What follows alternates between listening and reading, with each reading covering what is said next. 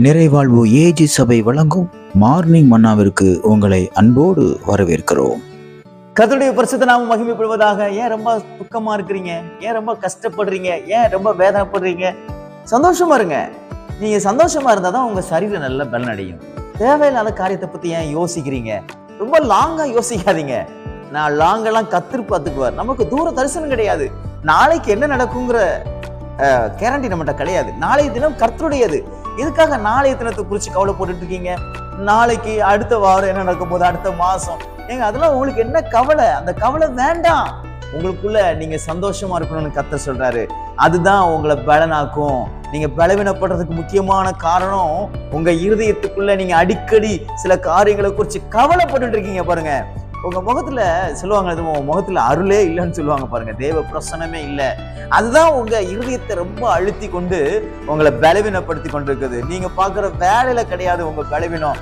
நீங்க சாப்பிடுற ஆகாரத்துல இல்ல உங்க பலவீனம். ஐயோ எனக்கு இப்படிப்பட்ட வியாதி இருக்கு அதனால எனக்கு பலவீனம். இல்ல இல்ல இல்ல இல்ல, உங்க இருதயத்துலதான் பிரச்சனை. நீங்க மகிழ்ச்சியா இருக்கும் போது ஒரு புதிய பலன். நெகேமியாவின் புஸ்தகம் 8ஆம் அதிகாரம் 10வது வார்த்தையில இப்படி சொல்லப்பட்டிருக்குது, கர்த்தருக்குள் மன மகிழ்ச்சியா இருப்பதே உங்களுடைய பலன். நீங்க உங்களோட பலவீனத்தை நீங்க வேற மாதிரி யோசிக்கிறீங்க. எனக்கு சுகர் இருக்கிறதுனால, பிரஷர் இருக்கிறதுனால, எனக்கு ரொம்ப டென்ஷனா இருக்கிறதுனால எனக்கு பலவீனம் வருது, நான் ரொம்ப வேலை பார்த்துட்டேன், ரொம்ப தூரம் நடந்துட்டேன். நோ, உங்க மனசுல பிரச்சனை தான். அந்த மனசு பிரச்சனையை எப்படி போக்கணுமா? நீங்க கர்த்தருக்குள்ள மகிழ்ச்சியா இருக்கணும். மகிழ்ச்சியா இருக்கணும். எதுக்குள்ள மகிழ்ச்சியா இருக்கணும்? நண்பர்களுக்குள்ள கிடையாது, உறவினர்களுக்குள்ள கிடையாது, மற்ற எந்த காரியத்துக்குள்ள நீங்க மகிழ்ச்சியா இருக்கணும் அவசியம் கிடையாது. அது உங்களை பலவீனப்படுத்தும். ஆனா கர்த்தருக்குள்ள நீங்க மகிழ்ச்சியா இருந்து பாருங்க. என்ன, எப்படி மகிழ்ச்சியா இருக்குது கர்த்தருக்குள்ள? ஏதாவது ஒரு பிரச்சனை வருதா?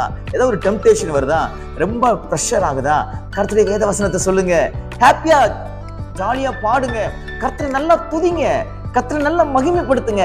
அப்பொழுது நீங்களே ஃபீல் பண்ணுவீங்க, உங்க சரீரத்துக்குள்ள, உங்க ஆவில, உங்க ஆத்துமாவோட ஒரு புதிய பலனை உங்களால டேஸ்ட் பண்ண முடியும்.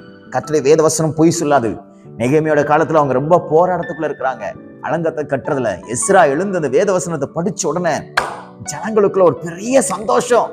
கர்த்தருக்குள்ள இருந்து நல்ல வேத வசனங்களை படிச்சு, தேவையில்லாத சினிமா பாடலை பாடாம கர்த்தருடைய பாடல்களை நல்லா பாடி, அவருடைய வார்த்தைகளை தியானிச்சு, அவருடைய வாக்கு தத்தங்களை வாயால சொல்லி சொல்லி நீங்க இருந்து பாருங்க. நான் சொல்றேன், உங்க வாழ்க்கை ரொம்ப பலனுள்ளதா மாறும்.